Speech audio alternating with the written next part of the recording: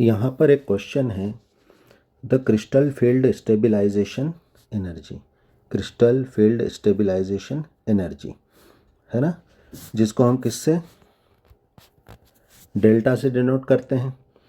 यहाँ पर ध्यान रखें कि हम देखते हैं कि क्रिस्टल फील्ड स्प्लिटिंग एनर्जी जो होती है, जो डी ऑर्बिटल्स के T2g और Eg ऑर्बिटल्स से के स्प्लिटिंग से रिलेटेड है, उसे भी हम इसी सिंबल से डिनोट करते हैं, है ना।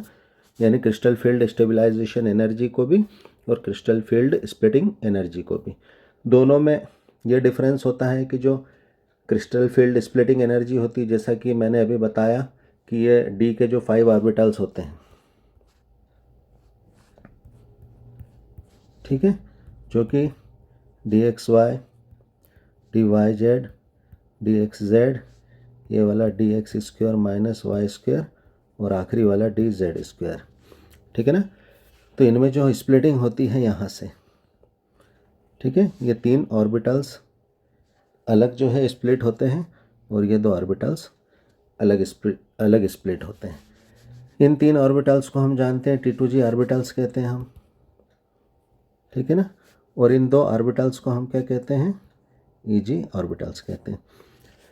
तो इनका जो है स्प्लिटिंग होता है, जिसको हम क्या कहते हैं, क्रिस्टल फील्ड स्प्लिटिंग एनर्जी, ठीक है, जो कि टेट्राहेड्रल कॉम्प्लेक्सेस में, टेट्राहेड्रल स्ट्रक्चर रखने वाले जो है कंपाउंड्स में, है ना, कोऑर्डिनेट कंपाउंड्स में अलग होती है ये स्प्लिटिंग एनर्जी, है ना, और ऑक्टाहेड्रल कॉम्प्लेक्सेस में ये एनर्जी अलग अलग होती है, स्प्लिटिंग एनर्जी। क्योंकि टेट्राहेड्रल जो कॉम्प्लेक्सेस होते हैं उसमें ये जो 2 Eg ऑर्बिटल्स होते हैं, ये क्या होते हैं, हायर एनर्जी लेवल्स में चले जाते हैं, और ये जो 3 T2g ऑर्बिटल्स होते हैं ये लोअर एनर्जी लेवल्स में चले जाते हैं ऑक्टाहेड्रल कॉम्प्लेक्सेस में, है ना, कोऑर्डिनेशन कंपाउंड्स में।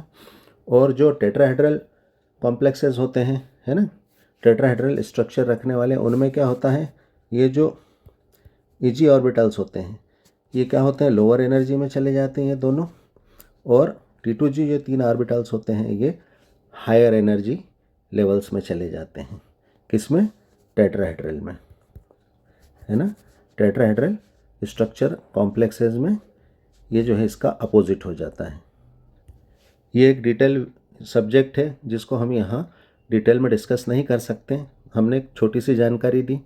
तो यहाँ पर क्या है, और हमने ये डिफरेंस भी बताया कि क्रिस्टल फील्ड स्प्लिटिंग एनर्जी ये होती है, ठीक है ना, और क्रिस्टल फील्ड स्टेबिलाइजेशन एनर्जी क्या होती है, इन जो T2g ऑर्बिटल्स है 3 और Eg ऑर्बिटल्स है 2, इन दोनों कंडीशंस में, ऑक्टाहेड्रल और टेट्राहेड्रल कंडीशंस में, इनमें जो इलेक्ट्रॉन्स फिल होते हैं, इनमें इलेक्ट्रॉन्स जो भराते हैं, उससे जो स्टेबिलिटी में फ़र्क पड़ता है ना, उससे जो कॉम्प्लेक्सेस के, कोऑर्डिनेशन कॉम्प्लेक्सेस के जो है स्टेबिलिटी में जो फ़र्क पड़ता है ना, जो डिफरेंस आता है, उसको कहते हैं क्रिस्टल फील्ड स्टेबिलाइजेशन एनर्जी।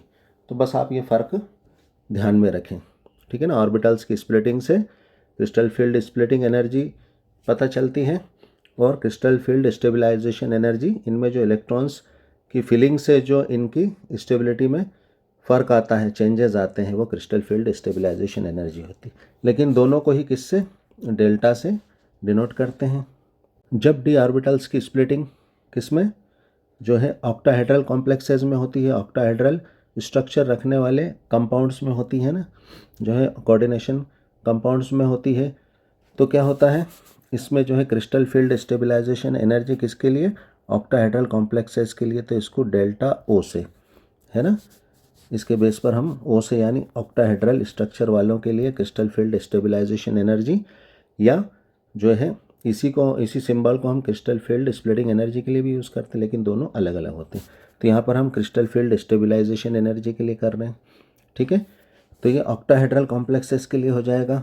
और जब यही डी ऑर्बिटल स्प्लिटिंग किस में होती है, टेट्राहेड्रल कॉम्प्लेक्सेस में होती है, तब जो है हम क्रिस्टल फील्ड स्टेबिलाइजेशन एनर्जी को जो है इसके बेस पर टी से, है ना, जो है delta T, crystal field stabilisation energy को हम इससे डिनोट करते हैं, है ना, डेल्टा टी से, ठीक है, तो यहाँ पर हम क्वेश्चन को आगे देखते हैं। इतना हमने एक जानकारी ले ली है। तो यहाँ पर जो है ये CFAC crystal field stabilisation energy for COCl6 overall 4 negative इस कॉम्प्लेक्स के लिए है कितनी है, इज़ 18,000 पर सेंटीमीटर। ठीक है ना, ये हमें गिवन है। तो सबसे पहले हम ये पता करें कि ये डेल्टा टी है या डेल्टा ओ है। ठीक है ना, टेट्राहेड्रल स्ट्रक्चर के लिए क्या ऑक्टाहेड्रल तो हम जानते हैं यहाँ पर क्लोरीन कितने हैं 6 है, यानी CO की सेंट्रल मेटल आयन की कोऑर्डिनेशन नंबर क्या है, उपसंयोजन संख्या 6 है।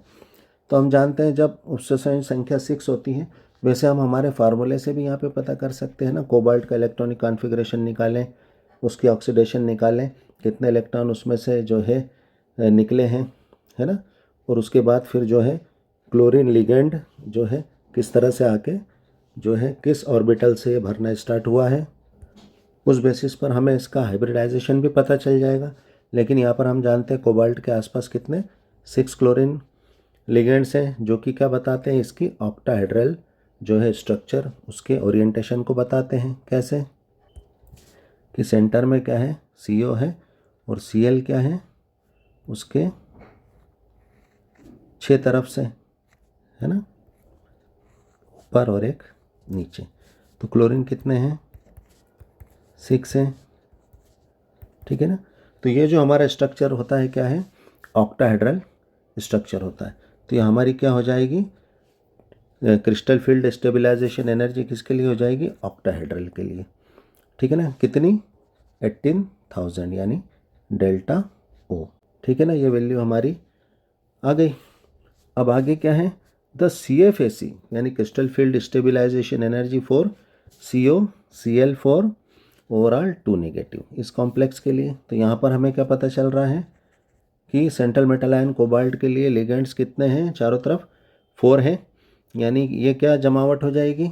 तो यहाँ पर COCl4 के लिए है ना, कोबाल्ट के चारों तरफ 4 क्लोरीन लिगेंड्स हैं, उसके लिए क्या हो जाएगा, यहाँ पर CO इसकी क्या हो जाएगी, टेट्राहेड्रल स्ट्रक्चर हो जाएगी। एक सील यहाँ पर, एक Cl यहाँ पर, एक Cl यहाँ पर, एक Cl यहाँ पर, क्योंकि आसपास 4 लिगेंड्स है Cl4।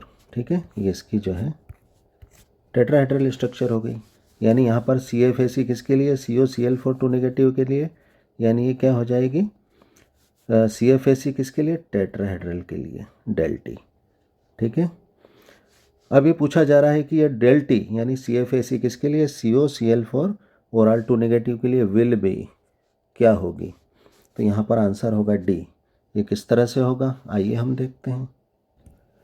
तो जैसा कि हमें गिवन है क्या है, डेल्टा किसके लिए, ऑक्टाहेड्रल के लिए 18,000 पर सेंटीमीटर है, और हमें जो है डेल्टा T निकालना है ना, टेट्राहेड्रल कॉम्प्लेक्स के लिए CFAC निकालना है।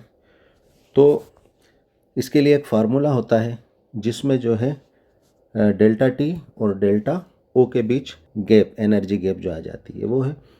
तो इनके बीच एक रिलेशन होता है, क्या होता है कि ये जो डेल टी होता है ना, ऑक्टाहेड्रल स्ट्रक्चर के क्रिस्टल फील्ड स्टेबलाइजेशन एनर्जी का क्या होता है, 4/9 टाइम्स होता है। ठीक है, क्या होता है, टेट्राहेड्रल स्टेबलाइजेशन एनर्जी ऑक्टाहेड्रल है ना, क्रिस्टल फील्ड स्टेबलाइजेशन एनर्जी का कितना होता है, 4/9 टाइम्स होता है। तो यहाँ पर हमें इस क्वेश्चन को हल करने के लिए इस फार्मूले का यूज़ करना है, इस्तेमाल करना है। तो यहाँ पर क्या हो जाएगा, del T is equal to 4/9 into हमारा डेल ओ क्या है, 18,000 है ना। तो ये क्या हो जाएगा, 9 2 जा 18, 9 दूनी 18, और ये क्या हो जाएगा, 4 2 जा 8, 4 दूनी 8, ये हो जाएगा 18,000 पर सेंटीमीटर। ये ऐसे जो है सेंटीमीटर इन्वर्स भी कह सकते हैं हम, एक ही बात है। ठीक है, तो यहाँ पर हमारा आंसर D होगा। Thanks for watching.